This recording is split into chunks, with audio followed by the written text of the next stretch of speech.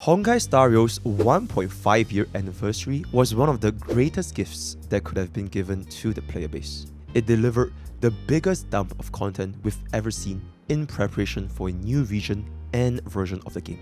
Drip marketing isn't quite the right word to use here, it's more like a flood.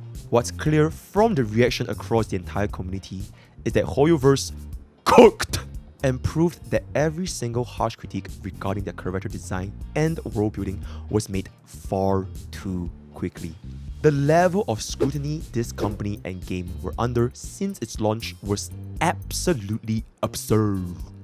Now that Hoyoverse has finally had a time to fully flesh out their vision for this game, it's safe to say they know exactly what they're doing. It's beyond fair to admit that Honkai Star patches were a little bit lacking since the huge map expansion we had in version 2.0. There are a lot of well-justified reasons for that, and today we'll be taking the time to explore what those reasons are. A lot of people have been saying Gacha is dead for the latter part of 2024, but when Honkai Star is just one game in the industry dominated by giants, who's really to blame for that? As always, if you're enjoying this content, please hit that like and subscribe button.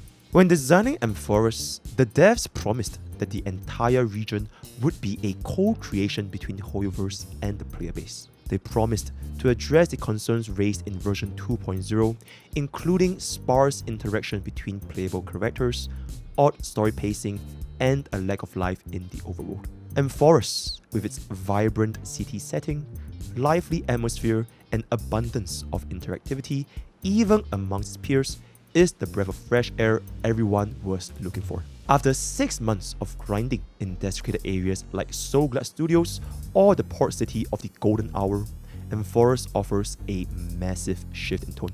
The differences becomes even clearer when comparing the Xianzhou Luofu, Bellabok, or the Golden Hour. The city is alive with the introduction of the Herta and Aglaea that walk, talk, and interact like people. The possibilities for storytelling and interactivity across 3.0 quests are higher than ever. Unless this teaser is the biggest bait in gacha gaming, Hoyoverse is promising a lot in MrPokke based on its setting alone. That promise becomes even more significant when we review its immaculate drip marketing and cast of playable characters. Hoyoverse took the critics of a bland, dark palette in their 2.0 roster to heart when designing their latest editions. They've created the most unique blend of aesthetics we've seen so far. There are 50 shades of blue and plenty of other colors, even for characters whose attributes are clearly something like remembrance. Just like with lightning elements, we saw a similar betrayal of an attribute's typical color with the release of Aglaea, who had a golden team while dealing lightning damage. The fact that Hoyoverse allows this level of artistic freedom in their designs means any future release has that same level of potential. And it's not just the colors. The outfits these characters wear are some of the most unique, fashionable, and tasteful we have ever seen. Togas, Greek-accurate clothes, and half-naked men create a dazzling blend of modern design, classical themes, and straight up like 300 just like the movies. If nobody in this lineup fits the bill for you, you must be one of the pickiest people on the planet. This diversity, and most importantly, the departure from Gunnar Break allegations, can only make the game more accessible to a wider portion of the gaming population. Hoyoverse checked off a lot of boxes when it came to their character design in MrPokke, and the reaction to their year-and-a-half anniversary bomb is confirmation enough. These characters are hype. Once again, we can see that Hoyoverse's limited content across version 2.0 to 3.0 wasn't due to a lack of budget, manpower, or resources. It was because they dedicated so much development time to crafting this beautifully unbelievable region and designing an awesome cast of characters. That incredible aesthetic didn't stop with their outfits. These characters are also offering some of the most interesting and mysterious weapon combinations we've seen in Penacony. Popular combinations including gun blades, guitar cases, summoning enslaved pets, and even more unique designs are coming up. Each promises unique attack animations that vary wildly from existing builders of the same roster. We've seen what these developers can make firsthand. If there's one thing Hoyoverse didn't sacrifice across version 2.0, it was the quality of their limited characters kits, and there's no reason for them to stop now. One of the biggest challenges Hoyoverse faced in version 2.0 was the massive pivot they made in storytelling and world building. According to developer interviews, this shift was one of the hardest parts of the development process during the early months of release. With that explanation in mind, it makes sense why there seemed to be so little content surrounding the main story quest progression in the later half of the version. Instead, patches focused on developing the cultural significance of Penacony and its festivals in 2.6, the background lore of Rare Pass Brainrot, the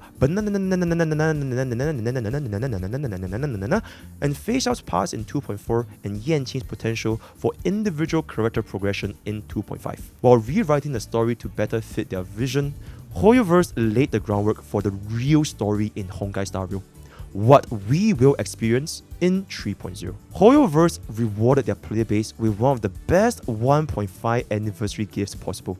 An absurd amount of hype for Enforcers with the introduction of Flame Chasers, or Core Flames as you guys know from now. This was driven by the review of its incredible cast of 13 characters in a uniquely refreshing setting inspired by Greece. Systems like the Simulated Universe, throwback to Honkai Impact 3, and the Astro Express as a home base were firmly established by the end of 2.0, setting players up with the tools to experience Enforcers to the fullest potential. With the PS5 version releasing 1 year ago, since they didn't have any hardware issues, the lack of a skip button will let new players experience the best Honkai Star Rail has to offer, because having a skip button doesn't make a story good. Hoyoverse has made enjoying their game as easy as possible, and this will only continue in 3.0 as seen from the revamped relic system that allows substat selector and substat rerolls. Gacha might have struggled in 2024, and Honkai Star Rail's backloaded development for 3.0 may have contributed to the problem. However, Hoyoverse invested heavily in Enforcers during the later half of 2024. Unlike giants in the industry with bigger budgets, Hoyoverse made that investment count. You can't help but wonder why companies like Kuro Games, with 2 massive titles in the genre, weren't able to save Gacha in 2024. Hoyoverse's struggle were evident, and they openly admitted these challenges to the player base. They dedicated most of their livestream to reaffirming their commitment to the game and their players. They promised to listen to critiques and implement changes to satisfy the community. They followed through on those promises in version 2.0, and with 3.0, they've only doubled down on that dedication. This game has received a lot of criticism, some justified, but much of it unwarranted. Many are simply unfamiliar with a developer who genuinely plays and enjoys their own game and makes changes based on that philosophy rather than focusing purely on profit. This is a company that won the best mobile game for years ever since Genshin Impact. With a developer like this, enjoying Honkai Star Rail will only get easier. As always, if you have enjoyed this content, please hit the like and subscribe button. And that's all for today. Peace out.